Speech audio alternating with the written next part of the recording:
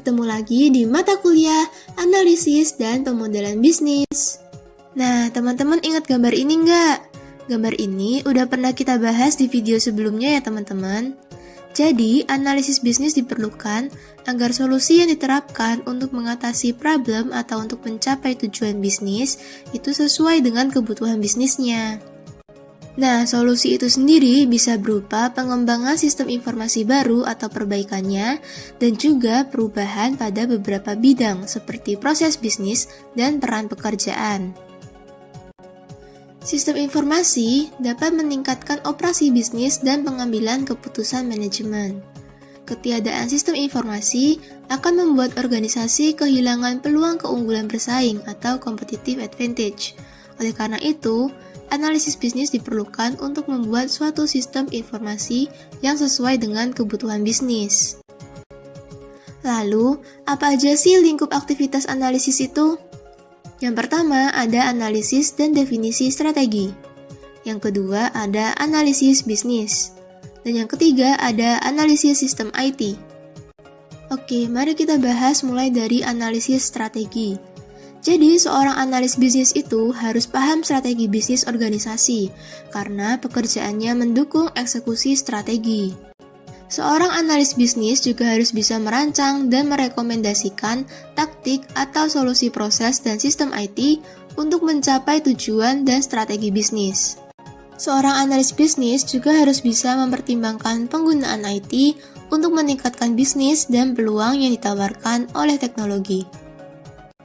Dan yang terakhir, seorang analis bisnis harus memberikan saran penggunaan teknologi untuk mendorong perubahan bisnis. Yang kedua ada analisis sistem IT. Jadi pekerjaan analis sistem itu bertanggung jawab menganalisa dan menentukan kebutuhan sistem IT secara detail sebagai dasar evaluasi pembelian paket software atau pengembangan sistem IT. Pekerjaan analis sistem juga melibatkan penggunaan teknik seperti pemodelan data dan pemodelan proses atau fungsi. Hasil dari analisis sistem adalah penjelasan mengenai data apa yang akan disimpan pada sistem IT, proses apa yang diterapkan pada data, dan bagaimana user interface akan beroperasi. Yang ketiga ada analisis bisnis. Seorang analis bisnis itu bertugas menginvestigasi sistem bisnis di mana peningkatan itu diperlukan. Tetapi, lingkup dan fokus peningkatan ini sangat bervariasi. Analis bisnis harus mempertimbangkan seluruh aspek seperti proses, sistem IT, peran pekerjaan, keahlian, dan sumber daya lain yang dibutuhkan untuk meningkatkan situasi. Seorang analis bisnis membutuhkan teknik-teknik yang dibutuhkan untuk peningkatan sistem bisnis, seperti analisis stakeholder, pemodelan proses bisnis, dan rekayasa kebutuhan. Lalu, bagaimana ya tahapan untuk analisis bisnis itu? Nah, di bawah ini ada tahap analisis bisnis menggunakan metode waterfall. Kita akan bahas satu-satu ya teman-teman. Yang pertama ada mass finding. Mass finding adalah tahap awal di mana kita memulai saat akan melakukan investigasi sebuah problem.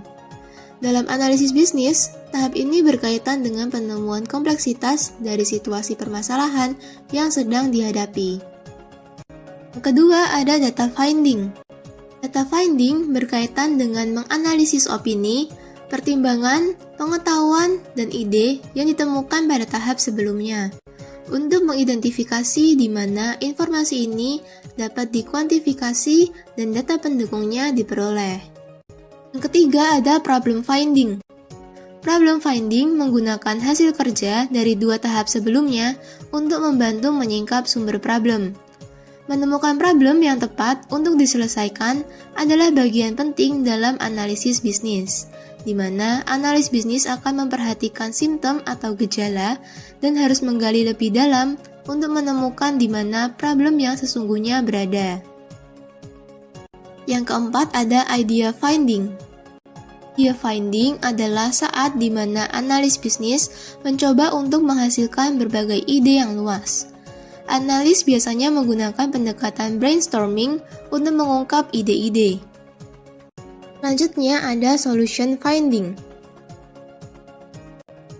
Setelah semua ide diidentifikasi, Selanjutnya, ide tersebut dievaluasi dan kita akan fokus pada ide yang mungkin dapat menjadi solusi bagi problem yang dihadapi. Ini adalah tahap solution finding dan sangat penting muncul di bagian akhir dari model creative problem solving. Terakhir ada acceptance finding. Acceptance finding berkaitan dengan pengumpulan penerimaan atau persetujuan bisnis terhadap solusi yang diberikan. Aspek ini penting terhadap kesuksesan setiap proyek yang berkaitan dengan perubahan bisnis. Nah, teman-teman mungkin tadi dengar nih, ada istilah-istilah analis bisnis, analis sistem, dan mungkin bingung ya, keduanya itu sebenarnya sama atau beda sih? Jadi, analis bisnis dan analis sistem itu berbeda ya teman-teman. Analis bisnis bertanggung jawab mempertimbangkan pilihan-pilihan untuk mengatasi masalah atau peluang bisnis. Sedangkan analis sistem bekerja dalam lingkup untuk menentukan dan mempertimbangkan pilihan solusi IT. Ada beberapa tanggung jawab utama dari seorang analis bisnis. Yang pertama, menginvestigasi sistem bisnis atau proses bisnis. Seorang analis bisnis perlu mendapat pandangan menyeluruh terhadap sebuah situasi dan keterkaitan antar elemen. Hal-hal yang dilakukan antara lain adalah memeriksa elemen struktur organisasi, isu pengembangan karyawan, proses yang berjalan saat ini, dan juga memeriksa sistem IT. Yang kedua ada evaluasi tindakan. Hal-hal yang dilakukan meliputi pemeriksaan struktur organisasi dan kebutuhan pengembangan karyawan. Hal ini dilakukan untuk memastikan kesesuaian dengan rancangan ulang proses bisnis dan juga pengembangan sistem IT. Yang ketiga, ada dokumentasi kebutuhan bisnis. Seorang analis bisnis perlu membuat dukungan sistem IT yang menggunakan standar dokumentasi yang layak. Yang terakhir adalah menjabarkan kebutuhan atau requirement. Jadi requirement ini meliputi user requirement untuk para pengguna dalam bisnis selama masa pengembangan sistem. Nah, sebenarnya mengapa sih peran analis bisnis itu diperlukan? Yang pertama, akar masalah itu bukan hanya gejala atau tanda-tanda aja teman-teman. Dan yang kedua, peningkatan bisnis bukan sekedar hanya perubahan IT. Yang ketiga, pilihan-pilihan itu belum tentu bisa menjadi solusi. Yang keempat, layak sesuai kebutuhan bisnis bukan berarti memenuhi semua permintaan. Yang kelima, perubahan bisnis menyeluruh bukan sekedar definisi kebutuhan.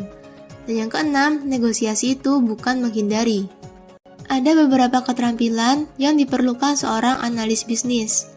Yang pertama, listening skills, jadi keterampilan untuk mendengarkan. Kemudian, keterampilan untuk melakukan interview dengan user. Kemudian ada kemampuan untuk menganalisis. Ada facilitation skills. Kemudian skills untuk observasi. Kemudian ada keterampilan untuk menulis dan juga melakukan pemodelan. Ada keterampilan untuk berorganisasi. Ada intrapersonal skills dan juga kreativitas. Lalu sebenarnya siapa aja sih yang bisa menjadi analis bisnis? Nah, ini ada beberapa contoh orang dari berbagai latar belakang yang berpotensi untuk diangkat sebagai analis bisnis. Yang pertama ada ex-user. Ex-user ini memiliki pemahaman tentang lingkungan bisnis, tetapi ex-user tidak memiliki kemampuan teknis yang cukup untuk mengkomunikasikan informasi kepada tim teknis. Yang kedua ada ex-developer. Ex-developer ini memiliki kemampuan untuk mengkomunikasikan informasi kepada tim teknis. Tetapi, pengembang itu terkadang berpikir bahwa berkomunikasi dengan pengguna itu buang-buang waktu dan ingin menyelami proses pengembangan sesegera mungkin. Yang ketiga ada subject matter expert. Subject matter expert ini memiliki pemahaman yang tepat tentang lingkungan bisnis. Tetapi, ada kemungkinan bahwa pakar domain akan mendorong persyaratan berdasarkan preferensi mereka daripada mempertimbangkan kebutuhan dari pengguna. Nah, sekian untuk video kali ini. Sampai jumpa di video selanjutnya dan selamat belajar!